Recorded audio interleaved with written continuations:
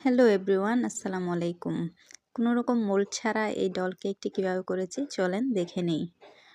এটা 1.5 পাউন্ডের একটা ডল কেক ছিল, যেটা আমি 6 ইঞ্চির একটা মোল্ডে 1 পাউন্ড আর 5 ইঞ্চি মোল্ডে 1/2 পাউন্ড করে বেক করে নিয়েছি।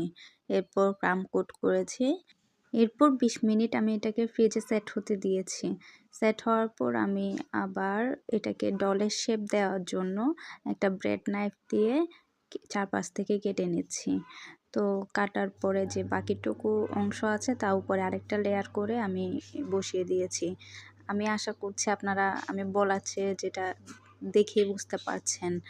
তো মোটামুটি একটা যদি ডলের শেপ আসছে মনে হয়, এরপর আবার একটু ক্রিম দিয়ে ভালো করে ক্রাম কোট করে আরেকটু ফ্রিজে সেট হতে দিব। এখন ভিতরে আমি একটা স্ট্র ইউজ করছি যাতে কেকটা ভালোভাবে স্টেবল থাকে বা দেবে না যায়। এরপর সুন্দর করে ক্রিম দিয়ে আমি ফাইনাল কোটিং করে নিচ্ছি। এটা তেমন একটা ভালো ফিনিশিং না করলে হবে, যেহেতু উপরে ডলে ড্রেসটা বানাবো। এখন এই পর্যন্তই, বাকিটা আমি পরের পার্টে শেয়ার করব। Thanks for watching.